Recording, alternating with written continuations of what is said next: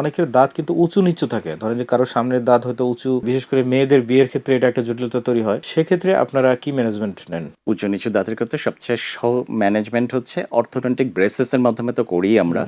তো পাশাপাশি রিসেন্ট যদি আমরা বলি আপগ্রেডেশন ধরি, সেটা ক্ষেত্রে অ্যালাইনার্স আছে, ইনভিজিলাইন আছে, যারা যে ব্রেসেস যে ওয়্যারটা দেখা যায় সেটাও আমরা পছন্দ করছি না, কিছু কিছু ক্ষেত্রে আমরা অ্যালাইনার্স ইউজ করি।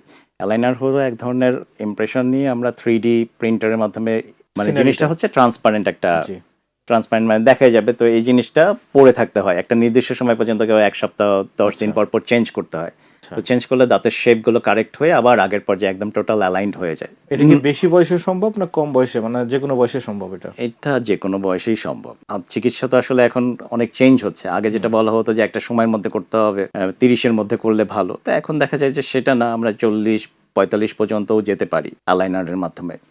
তার মানে উঁচু নিচু দাঁত সোজা করার ওয়ে আছে আপনাদের কাছে, কিন্তু একটা প্রচলিত নিয়ম আছে যেটা হচ্ছে গ্রামগঞ্জে যেটা বেশিরভাগ দেখা যায়, যে কারো দাঁত যদি একটু উঁচু দেখা যায় সেক্ষেত্রে ওই চেপে ধরতে বলা হয়, কিংবা অন্য কোনো প্রসেসে বলা হয় যে এটাকে ইয়ে করলে, ব্রাশ করলে। এটা হচ্ছে খুবই আর্লি স্টেজে, যেমন বাচ্চা যেমন 11 থেকে 13 বছর, 6 থেকে 13 বছর এইরকম স্টেজে দাঁত বাঁকাভাবে উঠছে হচ্ছে, তো আমরা প্রেশার করে, যখন রুট ডেভেলপমেন্ট হয় না, তো রুটটা ডেভেলপমেন্ট না হলে আমরা যদি হাত দিয়ে চেপে ধরি বা প্রতি ব্রাশের মধ্যে একটু একটু করে চাপ দিই, এটা অ্যালাইন পজিশনে চলে যায়, যদি না সে অন্য দাঁত দিয়ে বাধাগ্রস্ত হয়। তো অন্য দাঁতগুলো যদি পারফেক্ট শেপে থাকে তো আমরা চেপে দিলে এটা চেপে যাবে অবশ্যই। মানে এই চেপে ধরার নিয়মটা কি, অনেকে হয়তো এটা জানতে চাবে। নারী রাস্তার একমাত্র নাম ফেমিকন, যেন কাশফুলের নরম ছোঁয়া।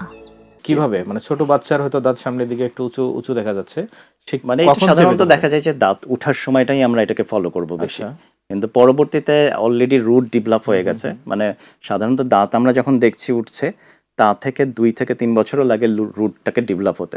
এই ইনিশিয়াল স্টেজটার সময় এটা করলে ঠিক আছে, কিন্তু পরবর্তীতে অবশ্যই অর্থোডন্টিক ট্রিটমেন্ট লাগবে, ব্রেসেসের মাধ্যমে করতে হবে বা অ্যালাইনারের মাধ্যমে করতে হবে, যেটা আমি বললাম যে ট্রান্সপারেন্ট একটা ম্যাটেরিয়াল, তো যেটা দিয়ে সহজ সমাধান। এবং অনেকেই দেখা যায় দাঁত ফাঁকা থাকে, রিসেন্ট আমরা এই করে যে দাঁত ফাঁকা গ্যাপ, সেইগুলোর কিন্তু সহজ সমাধান একদিনেই আমরা করতে পারি ন্যানো সিরামিক হোল্ডিং দিয়ে। ন্যানো সিরামিক দিয়ে ইনস্ট্যান্ট যেমন চাই সেই শেপ সাথে সাথেই বন্ধ করে দেওয়া যায়।